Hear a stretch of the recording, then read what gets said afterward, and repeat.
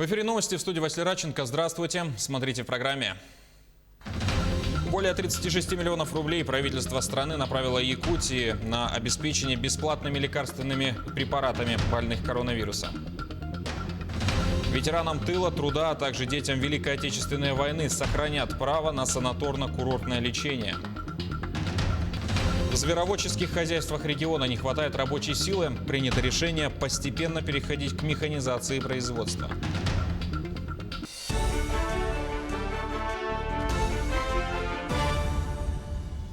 Проект закона о государственном бюджете Якутии на 2021 год и на плановый период 2022-2023 годов принят в первом чтении.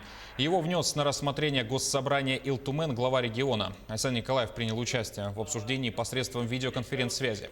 Он отметил, что бюджет сформирован в условиях продолжающейся пандемии новой коронавирусной инфекции и крупнейшего мирового экономического кризиса, который влияет на экономику республики в силу экспортно-ориентированности крупнейших компаний Якутии. Несмотря на это, по поручению главы правительством предусмотрены дополнительные средства на первоочередные приоритетные направления, в том числе на сферу образования, жилищно-коммунального и сельского хозяйства. 199 случаев коронавируса выявили в Якутии за минувшие сутки, в том числе 40 носителей инфекции. Якутск – 114 случаев, Алданский район – 13, Вилюйский, Мегино-Кангаласский, Мирнинский и Нерюнгринский по 7, Намский – 6, Горный – 5 случаев. В остальных районах от 1 до 4 заболевших. Летальных исходов от COVID-19 за последние сутки 3. Лаборатории региона провели порядка 6,5 тысяч исследований. Более 5 миллиардов рублей направил в регионы премьер-министр России Михаил Мишустин для обеспечения бесплатными лекарственными препаратами больных коронавирусом. Речь идет о пациентах, проходящих лечение дома. Средства уже доведены до всех регионов, отчитались в федеральном центре. Якутия получила 36,5 миллионов рублей. Еще 9 направлены из средств регионального резервного фонда. В регионе уже начата процедура закупки лекарственных препаратов. Получить ее больные смогут предположительно в конце ноября при наличии клинически подтвержденного диагноза на COVID-19, отметили в Минздраве республики. В настоящее время подписано трехстороннее соглашение между правительством Республики Саха-Якутия, Минздравом Российской Федерации и Минздравом Республики на предоставление иных межбюджетных трансфертов в объеме 36,5 миллионов рублей, также для обеспечения амбулаторных пациентов с подтвержденным диагнозом. Данная сумма будет, на данную сумму централизованно будет закуплено тоже лекарственные препараты и распределены в медицинские организации по всей республике. Противовирусные и антибактериальные лекарственные препараты. Кроме того, антикоагулянты будут добавлены в соответствии с утвержденными Минздравом Российской Федерации схемами лечения, которые утверждены у нас 26 октября. Там много схем, по которым будут получать лечение амбулаторные пациенты. Этого объема финансирования достаточно примерно на 4,5 тысячи пациентов. 80% заболевших коронавирусом не чувствуют запахов и вкуса. Это, пожалуй, главный отличительный признак коронавируса от гриппа и других симптомов ОРВИ, говорят врачи. В сезон, когда организм подвержен атаке вирусов, обычному человеку сложно отличить простуду от новой инфекции. Наши коллеги пообщались с врачом-терапевтом и узнали, какие еще есть различия в заболеваниях. Слово Анне Брянской.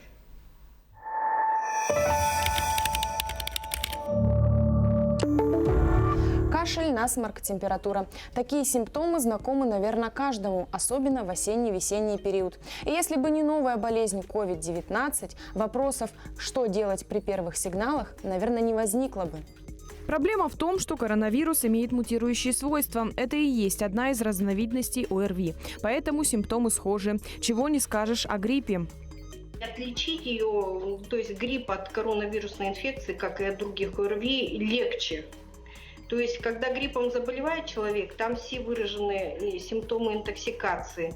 Это слабость, потоотделение, резкая головная боль, боль в мышцах, боль в суставах, высокая, очень высокая температура от 38 до 39.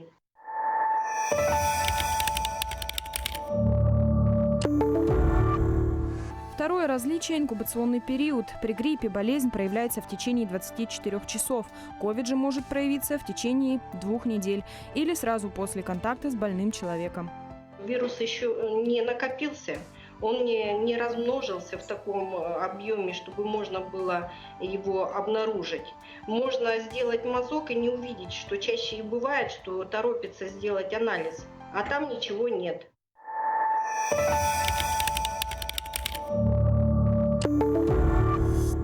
Третья отличительная черта – потеря некоторых чувств.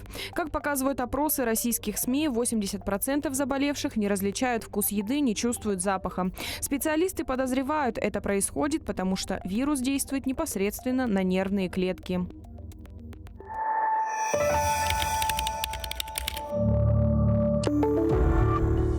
При COVID-19 человек получает сильную нагрузку на легкие, поэтому ему трудно дышать. Появляется сухой кашель. Но, как отмечают многие пациенты, лечение им назначают как при гриппе, так и при коронавирусе. Одинаковое. Принципы лечения, они остаются неизменными. Единственное, что у коронавируса постоянно ведется работа в плане того, что характеристики вируса еще до конца не изучены, поэтому изменяется, есть небольшие, то есть незначительные изменения, а принципы все по лечению определены.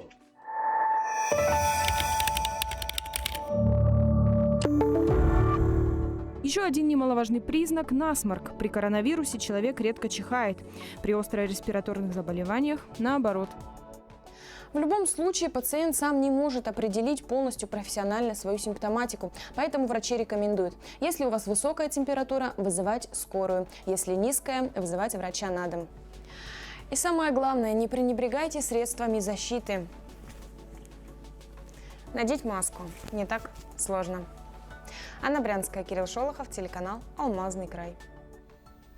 В Роспотребнадзоре рассказали об еще одном необычном симптоме коронавируса – это заложенность ушей. Согласно исследованиям турецких ученых, из 172 пациентов этот симптом отмечали около 12% пациентов с легкой формой заболевания. При средней, тяжелой и тяжелой формах заложенность ушей встречалась примерно в 3% случаев. Слуховая труба, расположенная в среднем ухе, ответственна за нормализацию в нем давления. Но отек слизистой оболочки носоглотки, появляющийся при насморке, провоцирует сужение или полную закупорку.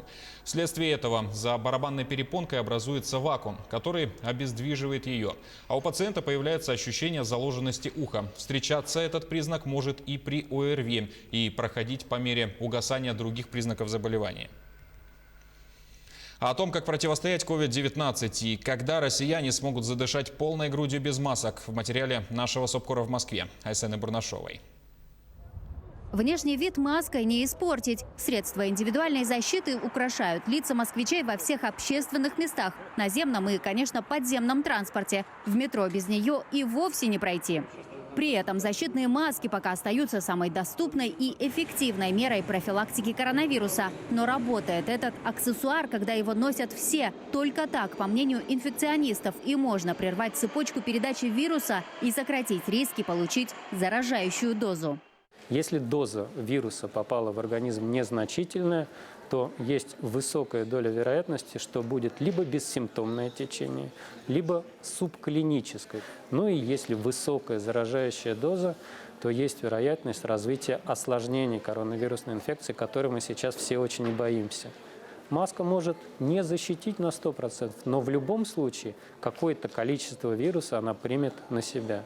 На помощь к защитным маскам вступают и социальная дистанция, и гигиена рук. А вот уверенно вдохнуть полной грудью россияне смогут, когда COVID-19 будет переведен в вакциноуправляемый режим.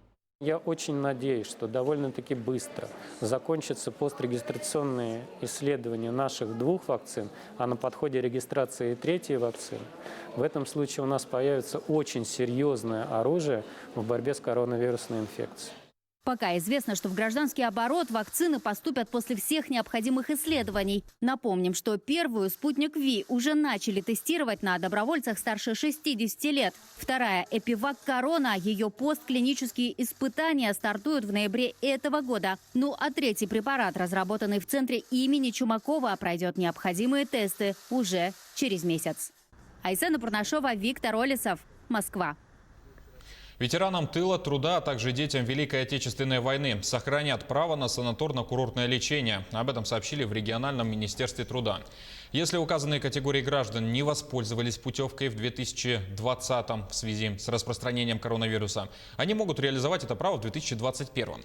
При этом в случае, если гражданин самостоятельно прошел санаторно-курортное лечение, выплата денежной компенсации за путевку для указанных категорий граждан сохраняется.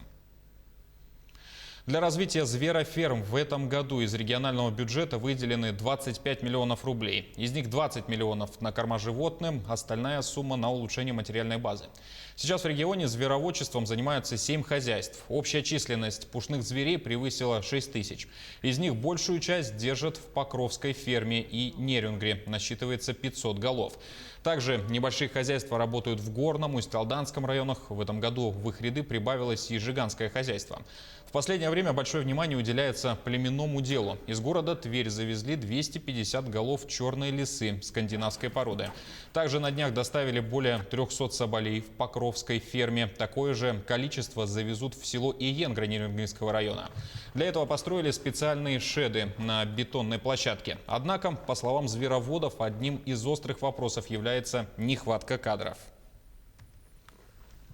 Отрасль очень трудоемкая, ручной работы очень много, и, соответственно, молодежь туда пока не идет. Поэтому мы сейчас в последнее время стараемся, чтобы эти хозяйства, наши базовые хозяйства, перешли на механизацию, на автоматизацию ручного труда. Мы сейчас приобретаем технику хороших кормоздатчиков, и в будущем плане и поильные аппараты приобрести и, соответственно, поставить, чтобы условия труда более облегчить. И тогда, наверное, надеемся, что молодежь потянется. Свой 80-летний юбилей отмечает заслуженный работник, председатель Совета ветеранов Алекминского района и активистка Лилия Арифулина. Собраться всем желающим, увы, не удалось, но каждое село на слег прислали видео поздравления. И в этот день неутомимая активистка уверена, раз есть планы, значит есть и завтра. И еще очень много всего интересного. Уже в 14 лет она начала работать пионер-вожатой. За хрупкими плечами более 35 лет в органах государственной и муниципальной власти. Активность сохранила и на эти дни. Она является бессменным лидером Совета ветеранов-пенсионеров. Ей прислушивается ее советам, предложениям. Она очень активный человек. В Алекминском районе все ее знают и уважают. Ее активная жизненная позиция только вдохновляет и дает пример молодому поколению. Хотелось бы видеть, чтобы наше молодое поколение было такое же активное и брало пример от таких легендарных личностей, как Лилия Михайловна.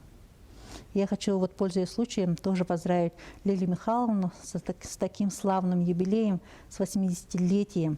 Несмотря на свой возраст, она очень хорошо выглядит, себя очень хорошо чувствует. Но хочу пожелать всего самого наилучшего. На этом пока все. Не забывайте носить маски, дезинфицировать руки и держать социальную дистанцию. Спасибо за внимание. До свидания.